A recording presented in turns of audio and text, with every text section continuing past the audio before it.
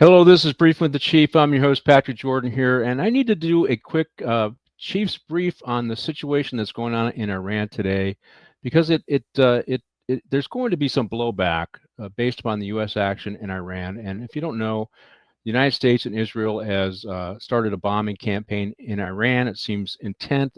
The president seems intent on regime change in the country, or at least a leadership change in the country. But these things all have the potential for creating greater threats for us here at home. Now, following 9/11, we built capacity to defend ourselves from international terrorism and jihadi terrorists.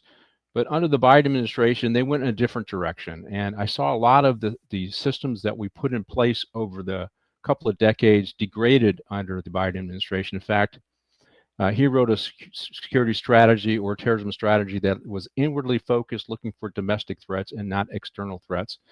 And Trump pivoted those resources externally, but we're still weakened, not only at the federal level, but also at the local level. I think the other thing that we need to keep in mind as we deal with this threat today is Homeland Security is defunded. The Democrats have refused to fund Homeland Security because of a conflict with Trump over ICE.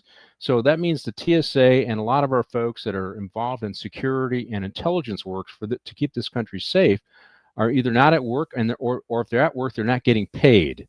That is unacceptable given what's going on. So I need to do this video to explain that to you, encourage you guys to contact your congressperson or your senator to encourage them to support the continuing resolution and to fund DHS today, because we need those folks. We need those boots on the ground keeping us safe given what's going on in Iran.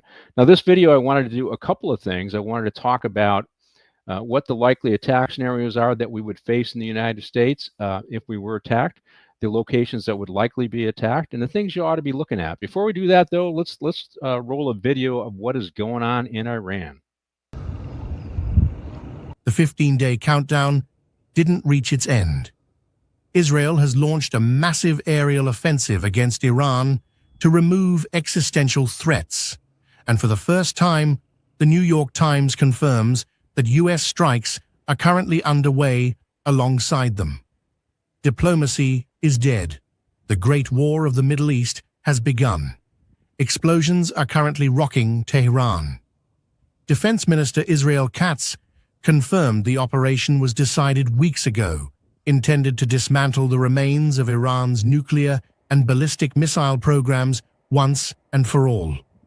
As the first bombs fell, Iran's supreme leader, Ayatollah Ali Khamenei, was reportedly rushed from the capital to a secure, hardened location.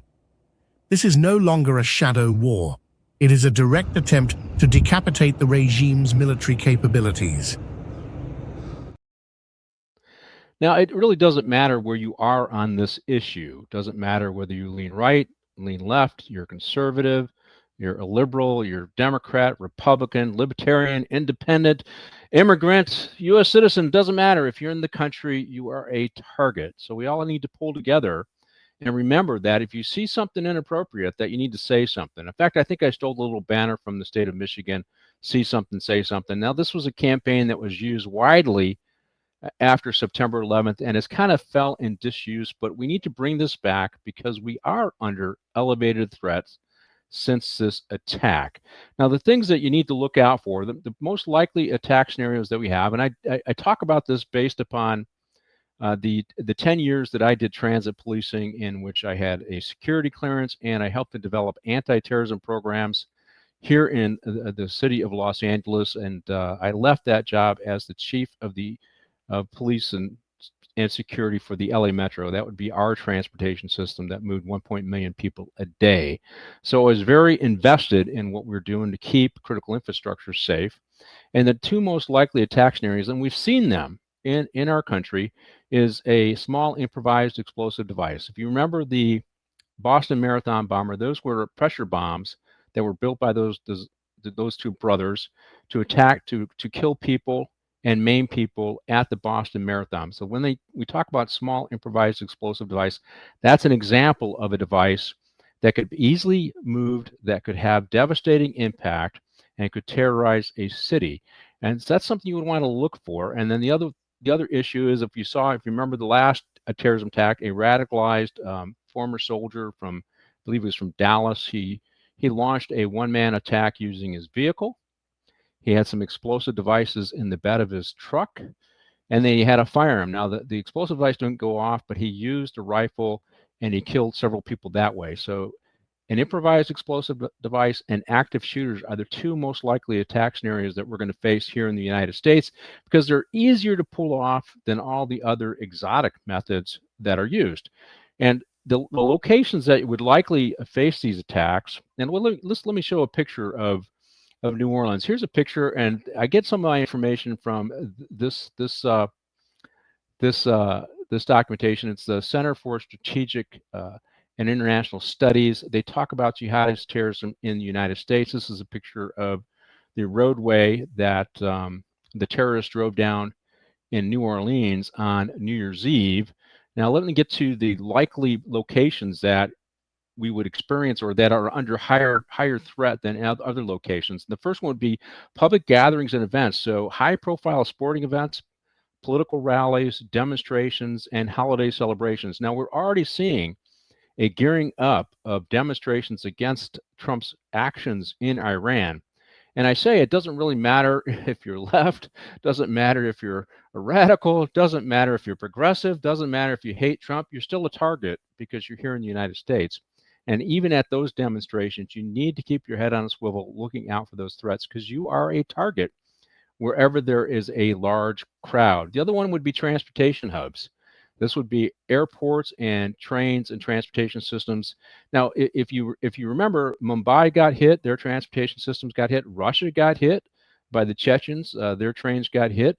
Obviously, remember London. London got hit, and as did Madrid and Spain, and hundreds of casualties in many of those locations. Transportation systems move people efficiently every single day, but they also are a very good location to target because they're a soft target. So you need to be thinking about transportation hubs, transportation buses, and just be looking out for people who are well, I'll get to that a little bit, but you just got to be aware that when you're taking these systems, you have to be more alert.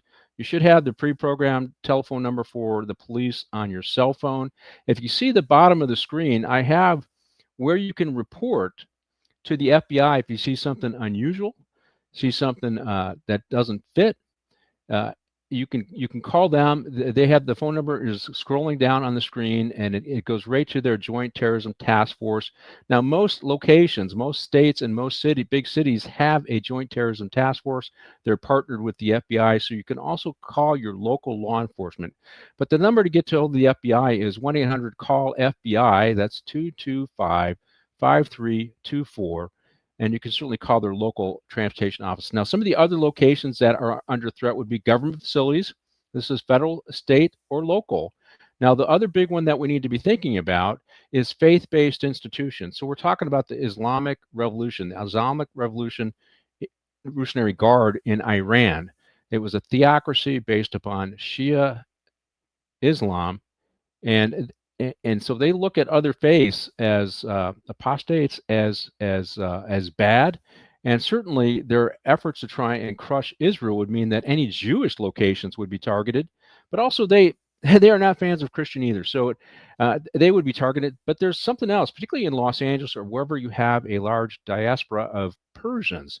A lot of Persians left Iran when the Shah fell, and they came to the United States, and Iran has tracked and kept tabs on those folks, and they could easily be targeted as well. So any location where you have Persians that oppose the regime, that gather or live in high numbers, could also be targeted. So mosques could still be targeted. In fact, Iran has probably killed more moderate Muslims than they've killed Christians and Jews. So they are still under threat. You still need to pay attention there as well. Educational and healthcare facilities, largely because most of these places have large numbers of people at them, people who are less likely to be able to defend themselves, so they can easily be targeted. Commercial and leisure sites, so we're talking entertainment zones like Disneyland, Universal Studios, but also hotels. in the Easter Sunday massacre 2019, 2 hotels were targeted in Sri Lanka, and they killed hundreds of Westerners at those hotels. Same thing happened in the attack in Mumbai. In addition to attacking transportation systems and hospitals, they targeted hotels because they wanted to kill Westerners. Now, so as I talk about this, I'm talking, of course, about the United States and how we need to protect the United States. But if you're traveling and you're a U.S. citizen and you're staying at hotels that are frequently frequented by Westerners, and you're in locations that are easier for Islamic terrorists to hit, you need to keep this in mind as well, because you could easily be targeted at those locations as well. And the other one would be critical infrastructures. This would be any energy, transportation systems, or water systems. We didn't see a lot of this in the U.S., but it certainly is a possibility here that they could target them. But I would think that the most likely locations would be ones that offer a high number of people at them, so that the small improvised explosive devices will be effective, or somebody who is an active shooter could be effective. And so as we talk about locations that are likely to be hit, we also need to talk about uh, what are the things that you ought to be looking for. So if you see what, say what, right? So I've already talked about where you can report, right? It's just scrolling on the screen down below. But the things you ought to be looking for is that people who are out of place, that look to be doing surveillance on security systems. Like for us, when I was on the transportation system, it was people who were not acting like traditional passengers, where they're just waiting for the bus or the train to come, but they're actually paying attention to secured areas, how to access secure areas. They're monitoring the security capacity, and this could be anywhere. This could be at the airport. This could be at transportation system. This could be at entertainment zones. Anywhere that you have a security system, their goal is to disrupt it. Because here's the thing, they're going to be looking if you have static defenses and how they can overcome those static defenses.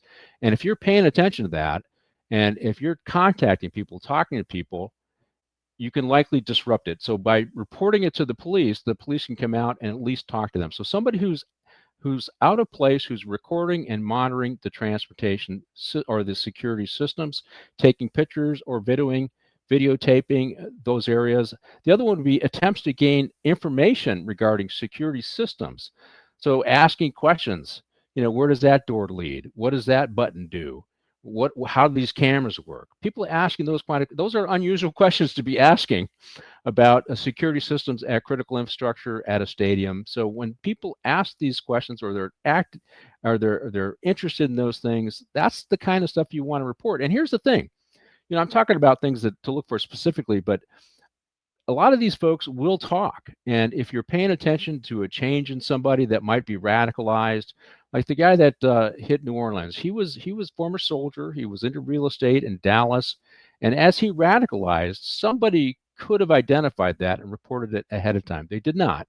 But that's where you need to be looking at. If somebody is getting radicalized or getting radicalized by something online, you see a change in them, go ahead and report it. It's not going to hurt for you to report it. You're not if they're not doing anything wrong, it'll be fine.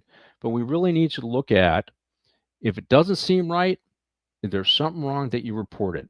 The other thing is, when they test security, you'll see people try to walk through a gate, try to get access to a secure area just to see if they're going to be stopped. And so they're casing and they're testing to see how far they can get. And can I get somewhere and place a backpack or something in an area that's secure, that might not be seen by security, but would still have devastating impacts. The other one is collecting supplies. Now, if you're going to do, obviously, if you're going to do small improvised explosive devices, there's certain things you can look for. Somebody looking for a certain type of explosives, or somebody buying multiple pressure cookers. That's what they used in Boston bombing. So you see somebody like those two brothers didn't use a pressure cooker to cook, and suddenly they want pressure cookers. That would be something that would be out of step for them, because they learned how to build those bombs when they traveled back to the Middle East for training. So when you see something that's unusual and you hear rhetoric coming out of their mouth, or you hear support of jihadist themes, or they're being radicalized, don't just think it's okay. Say something. In fact, there were some college students with one of those when one of the brothers that hit Boston that did the Boston attack. They knew something was up, but they couldn't quite put their finger on it, and they never said anything. I'm sure that they regret today not saying anything. Had they said something, because they saw something, they just didn't say it, right? Somebody buying weapons who really wasn't interested in weapons before. Suddenly somebody who buys a weapon and has to go practice with it, and they're reviewing this jihadi material online. That should be a trigger for you to call in and say something. Don't worry about being suspicious. So any suspicious person that's out of place, one of the things we looked for is there any deviation from the norm of what you're dealing with? So for us, we expected to see the same thing every day, and when there was a deviation on the transportation system or other critical infrastructure, we asked our folks to check it out. If a door was unlocked, why is it unlocked? If a person's hanging out and not acting like a typical transportation passenger, then contact them and talk to them and see how they react. So if you see something, say something. Of course, I don't want you approaching people that are acting suspiciously. What I want you to do is call your local police. And of course, if anybody who is practicing what they call a dry run, some of the things that were going on with terrorist attacks is they go out in the desert and they practice blowing things up, or they load up the material and they see how far they can get, like I said before, in a particular secure area. That could be a dry run. So you see somebody making some practice attempts. Maybe they're selecting a certain time of the day to go to the transportation system and see how far they can get onto the system without being detected by security. That could be a dry run. So if you see that kind of behavior going on, particularly if somebody doesn't use the transportation system before, they don't suddenly say, oh, I'm going to bomb the system I use every day. They look for the system that's soft, and they have to learn that system and understand that system so that they can target it effectively.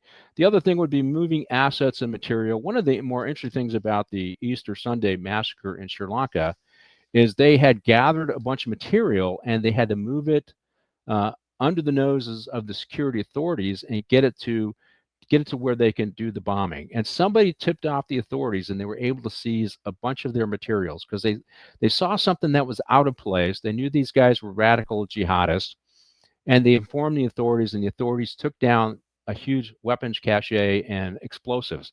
Now, they still had weapons, they still had explosives, and they moved up their timeline for the attack, and they still had a brutal impact, killing hundreds of people in Sri Lanka.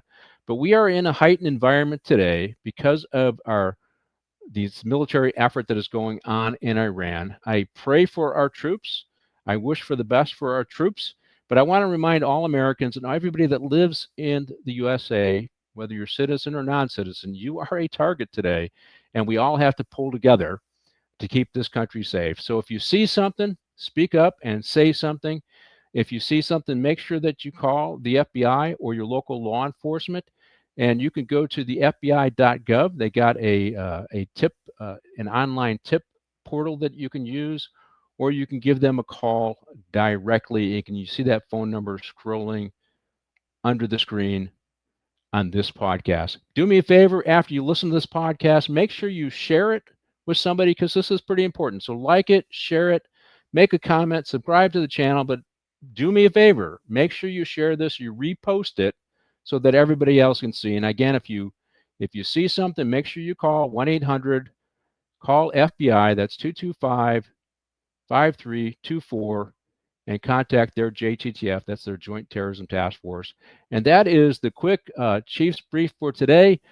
Join us again on Briefing with the Chief for a longer format show down the road. Amanda, you can take it away.